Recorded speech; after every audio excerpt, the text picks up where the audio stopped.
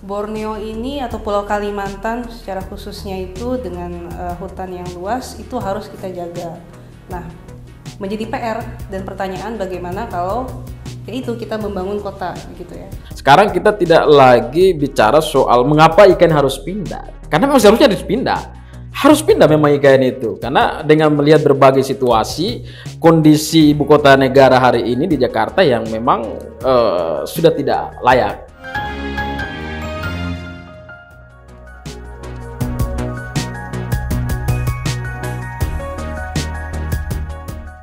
Halo sahabat Parwa, yuk ngobrol di ruang temu, bicara semaunya, bicara semuanya.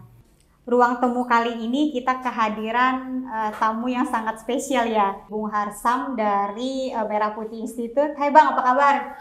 Alhamdulillah, sehat. Sehat ya.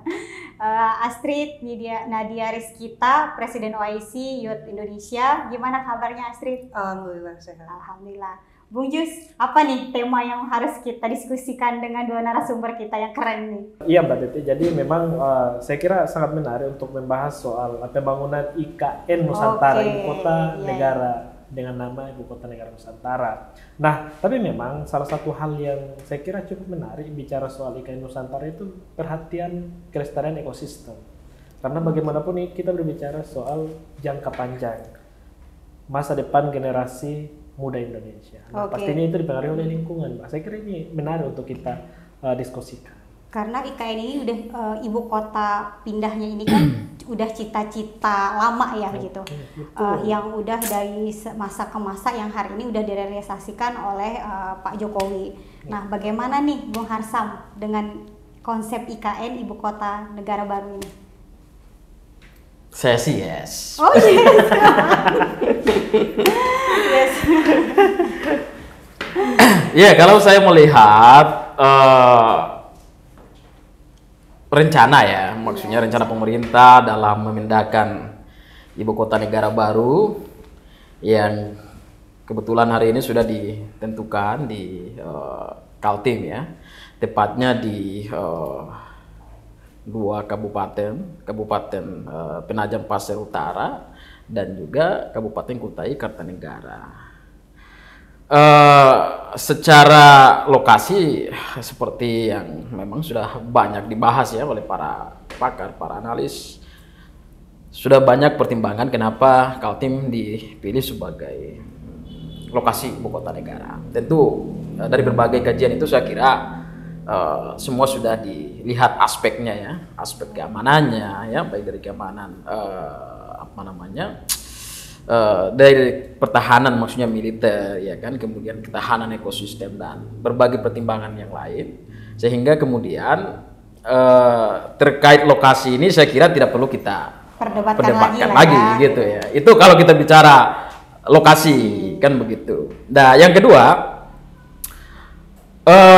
memang sampai sekarang masih ada ya sebagian yang bertanya apa urgensi pemindahan IKN ini. Itu pun sebetulnya saya kira sudah selesai. Udah diperdebatkan cukup panjang lah ya. Udah semestinya itu sudah selesai. Semestinya ya, karena sekarang kita tidak lagi bicara soal mengapa IKN harus pindah. Karena memang seharusnya harus pindah. Harus pindah memang IKN itu. Karena dengan melihat berbagai situasi, kondisi ibu kota negara hari ini di Jakarta yang memang sudah tidak layak. Dan secara kebetulan karena pindahnya di Kaltim, ya kita juga harus tentu harus mengapresiasi sudah tidak pemerintah. layak karena ada berbagai macam variabel, misalnya apa aja? Sudah pasti ya, variabel yang pertama daya dukung lingkungan IKN ibu kota negara yang sekarang saya kira sudah nggak bagus ya, mulai dari ketersediaan air ya, ekosistemnya, kerawanannya terutama, polusinya apalagi ya kan. Nah, saya kira berbagai aspek itu menjadi masuk akal kalau kemudian IKN memang harus pindah kan begitu. Itu kalau urgensi ya, dari sisi itu saya sepakat. Saya kira itu dengan adanya pembangunan tidak lagi dilihat secara global, ini adalah Jawa sentris ya, tapi udah bicara Nusantara, jadi diposisikan di Kalimantan. Ya, kalau misalkan kalau kita melihat dari aspek pemerataan ekonomi dengan pemindahan ibu kota ini juga memang masuk akal, meskipun dalam tanda petik ini juga perlu kita harus lihat lebih jauh ya. Kalau kemudian alasannya supaya ini jangan terlalu Jawa sentris seperti katakan Pak Jokowi di saat beliau mendeklar pemindahan IKN pada Agustus 2021 lalu, di situ memang dalam beberapa hal kita memang setuju ya bahwa Jawa terlalu berat, terlalu beban ya, Pada intinya urbanisasi. pemindahan ibu kota negara ini langkah yang sangat-sangat strategis. Strategis, pastinya strategis. Dan satu lagi, ini jangan lupa, pemindahan ibu kota ini kan harus kita lihat dalam visi Indonesia 2045. Jadi tidak bisa melihat secara parsial. Artinya begini. Tidak hanya mewujudkan cita-cita lama ya. Oh ya. Tapi ini misi Indonesia 2045. Enggak, pasti. Misi lama itu kan ada kaitannya dengan bagaimana membawa Indonesia ke depan. Entah 50 tahun, entah 100 tahun, atau entah berapa abad kemudian. Berarti kan bukan hanya sampai 2045. Iya. Lebih panjang lagi. Lebih panjang lagi. Tapi paling tidak jangka pendeknya itu. Bahwa visi 2045 itu terintegrasi dengan agenda pemindahan IKN. Nah, jadi jangan sampai kemudian kita lihat ini terpisah, sehingga wah ini tidak ada hubungannya dengan bagaimana Indonesia mengejar visi 2045-nya. Salah satunya adalah mewujudkan Indonesia yang berdaya saing tinggi, jadi negara maju yang punya produktivitas ekonomi yang bagus, yang punya SDM yang unggul misalkan, ya itu tidak akan tercapai kalau tidak ada akselerasi pembangunan dan pemerataan ekonomi sejak dari sekarang. Kan saya kira itu salah satu jawaban, salah satu ya, maksudnya bukan satunya, salah satu.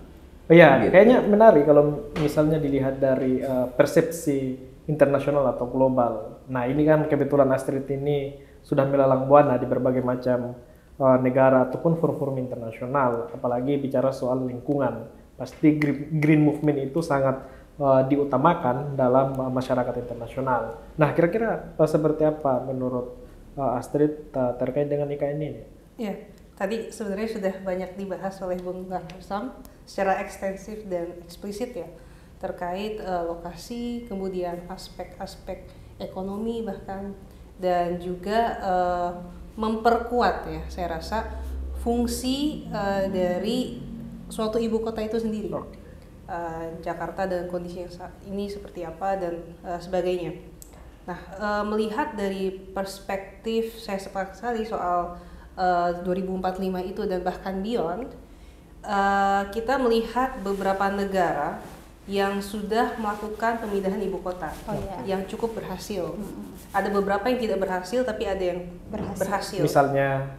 Kalau yang kurang berhasil, contohnya saya ambil contoh Naypyidaw, Myanmar, yang sangat luas tapi sepi. Nah, IKN ini dengan posisi yang sudah ditentukan melalui berbagai macam kajian, tidak hanya kajian ekonomi, tapi juga ketahanan nasional dan lain sebagainya, itu sebenarnya sudah sangat ideal. Bahwa pembangunan Indonesia tidak hanya Jawa sentris ataupun Bali sentris misalkan, karena banyak sekali event internasional yang diselenggarakan di Bali. Namun kita juga melihat dari negara-negara lain yang berhasil. Contohnya saya ambil contoh dari misalkan Brasil. Dengan Brasilia DF yang pindah dari Rio de Janeiro, kemudian Pakistan, Islamabad yang sampai sekarang menjadi salah satu kota yang paling nyaman, paling ramah lingkungan, dan juga sebenarnya menjadi model bagi negara-negara yang ingin melakukan hal yang sama. Prosesnya juga lama. Panjang lah ya. Banyak planningnya, kemudian mereka misalkan sudah dari tahun 1960, launching 1967 hingga sampai sekarang, dan saya lihat step pertama yaitu pemindahan mulai tahun depan ya, itu sudah menjadi hal yang harus dilakukan, dan seluruh elemen masyarakat, baik yang civil society dan sebenarnya sudah dari top down ya, dari pemerintah, mulai dari ASN, beberapa instansi sudah mulai pindah tahun depan. Itu menjadi langkah pertama, langkah awal yang mudah-mudahan menjadi langkah yang bagus lah. Oke, berarti kan gini, ada beberapa negara yang sudah memindahkan ibu kota dari satu daerah ke daerah yang lain. Betul. Ada yang berhasil, ada yang tidak. Artinya Indonesia bisa belajar dari itu, betul nggak? Dari yang gagal, dari yang berhasil, betul. begitu ya. Jadi memang pemindahan ibu kota ini saya kira pemerintah hari ini khususnya Joko Widodo sebagai Presiden RI punya keberanian ya dengan berbagai macam konsekuensi. Nah, salah satu yang paling penting sebenarnya tadi seperti yang saya sampaikan di awal bicara soal kelestarian ekosistem. Jadi sebuah daerah atau sebuah wilayah itu ramah terhadap masyarakat, ya pastinya terlebih dahulu ramah terhadap ekosistem. Nah, pemerintah dalam perjalanan atau proses menggaungkan, mengesahkan undang-undang soal IKN, salah satu yang diperhatikan itu adalah kelestarian lingkungan atau kelestarian ekosistem. Berarti artinya pemerintah bukan hanya bicara soal ekonomi, bukan hanya bicara soal kemacetan dan lain sebagainya, tapi juga bicara soal ekosistem yang ada di sana. Misalnya forest city atau kota hutan. Nah, bagaimana menurut Bung Harsam soal kota hutan ini yang akan diproyeksikan dibangun di wilayah IKN? Konsep yang dibawa ya sesuai tata ruang. Ya, saya kira di situ poinnya menarik ya. Ketika kita misalkan melihat visi kota IKN ini, ya dengan jargon modern, ya kan, kemudian smart and forest city, ya. Saya kira ini tidak sekadar jargon, tapi merupakan salah satu tuntutan di dalam mendesain kota kekinian, ya. Belakangan kita mulai sadar bahwa ternyata kota itu merupakan salah satu komunitas sosial ya atau salah satu entitas sosial yang di dalamnya terdapat begitu banyak kompleksitas permasalahannya ya, mulai dari permasalahan sosial, permasalahan ekonomi, permasalahan lingkungan dan beragam macam permasalahan dan terutama masalah ekologis. Nah, jadi makin ke sini pemerintah atau negara-negara di dunia mulai sadar bahwa ternyata kita menghadapi salah satu krisis yang luar biasa. Dalam sosiologi itu banyak sekali kajian-kajian tentang masalah dampak kerusakan ekologis akibat dari arogansi modernitas, ya, arogansi pembangunan yang tidak mengindahkan aspek lingkungan. Makanya terjadilah kerusakan lingkungan di mana-mana. Menjadi satu ancaman bagi kehidupan manusia di masa kini dan barangkali ke depan. Untuk IKN ini Bang, dengan digagasnya Forest City, Sustainable City, Smart City, apakah itu tidak menjadi kontradiktif begitu? Karena secara terminologi Forest City itu kan juga berbeda ya untuk diadopsi, untuk diaplikasikannya pembangunan sebuah negara. Beberapa negara itu mereka membuat hutan kota, hutan di kota hutan begitu ya, hutan buatan. Sedangkan kita membangun kota di tengah hutan begitu. Nah, dalam konteks pembangunan ini secara tidak langsung itu juga membuat tata ruang kita merusak ekosistem itu sendiri. Nah, Bang Harsam bagaimana melihat itu? Iya, makanya ini nanti kita akan coba lihat kira-kira akan seperti apa IKN ini ketika dilihat dari aspek dampak ekologisnya. Tadi saya sudah katakan tentang bagaimana perkembangan kota-kota modern, kota-kota kekinian yang lebih sadar lingkungan, ya, lebih ke environmental awareness. Nah, terkait dengan itu, memang visi daripada ibu kota negara baru ini sebetulnya mempertimbangkan aspek-aspek yang tadi. Makanya saya katakan IKN ini dirancang dengan konsep modern, kemudian smart and forest city itu karena berangkat dari berbagai persoalan-persoalan yang ada saat ini. Nah, memang begini. Gimana? Bangun kota.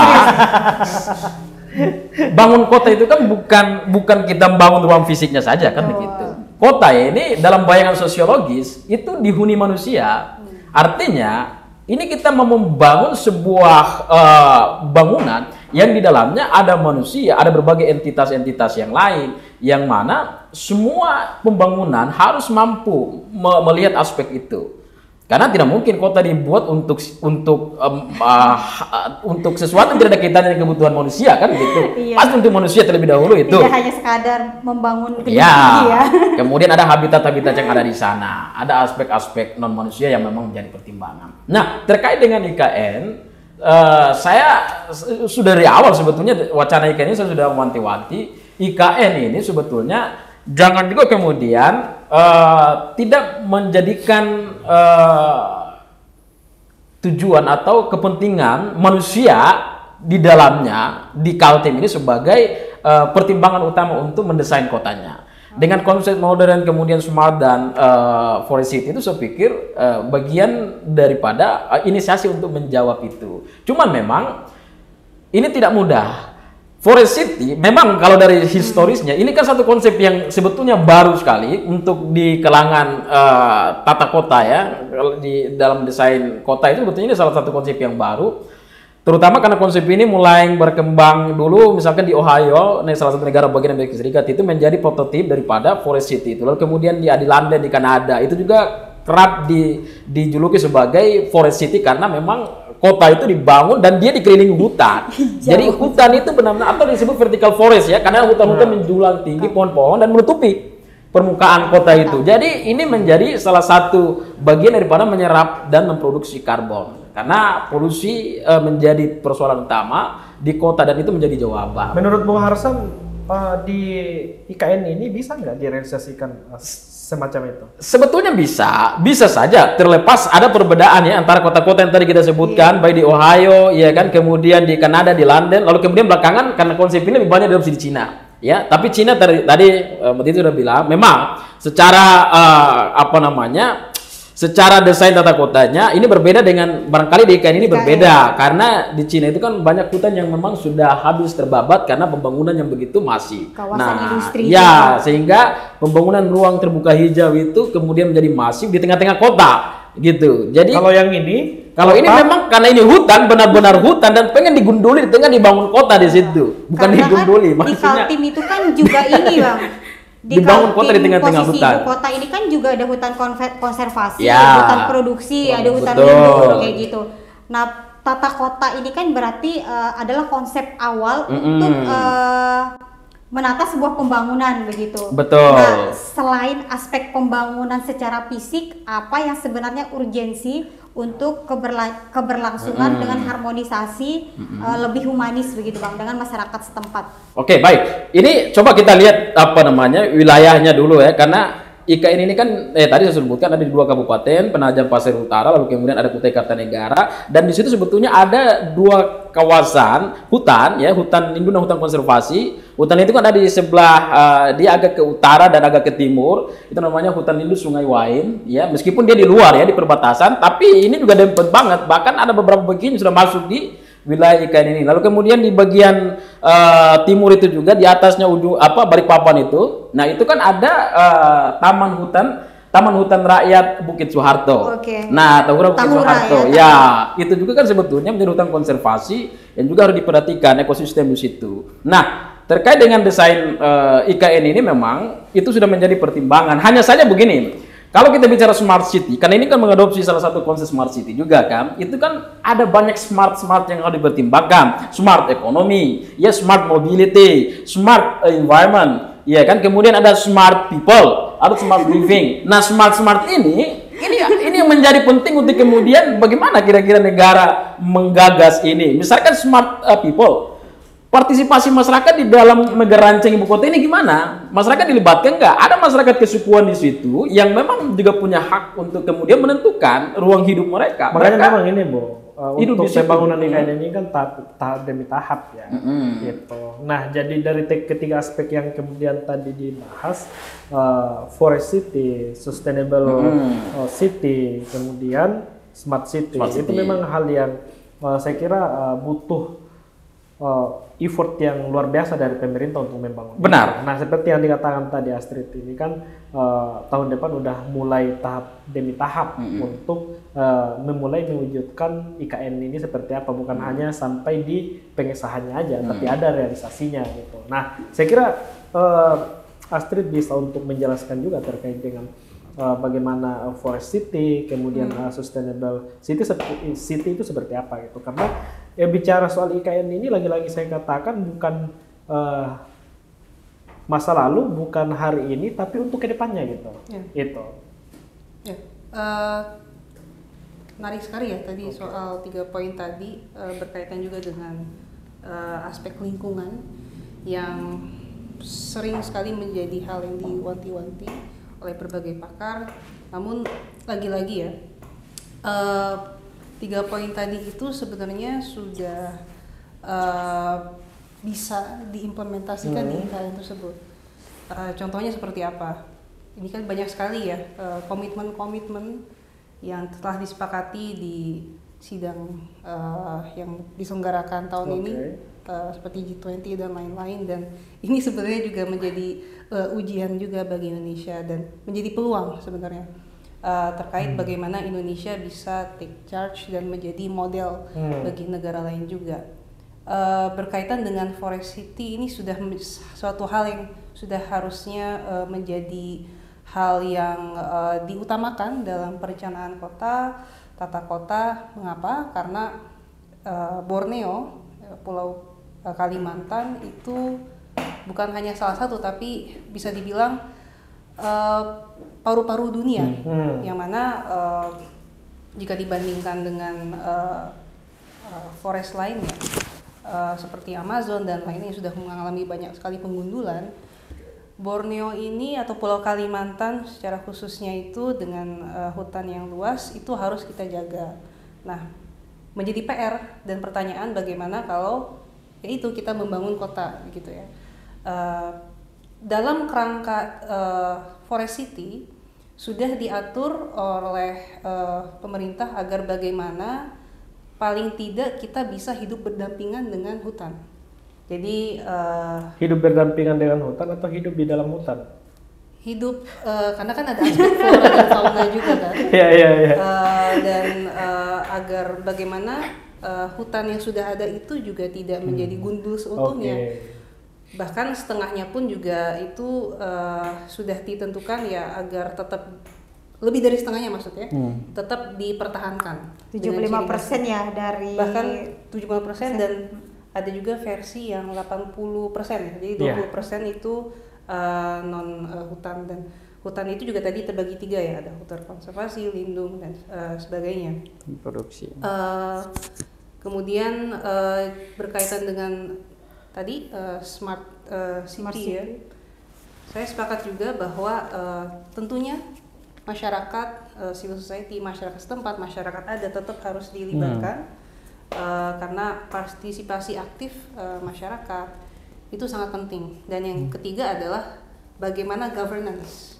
Bukan hanya tata kota yang diatur, tapi bagaimana karena kita bicara desentralisasi ya, kita bicara soal pembangunan secara umum, bagaimana pemerintah itu bisa melaksanakan semuanya secara transparan, secara governance-nya itu juga semuanya itu untuk kebermanfaatan bersama, untuk kemakmuran rakyat gitu ya.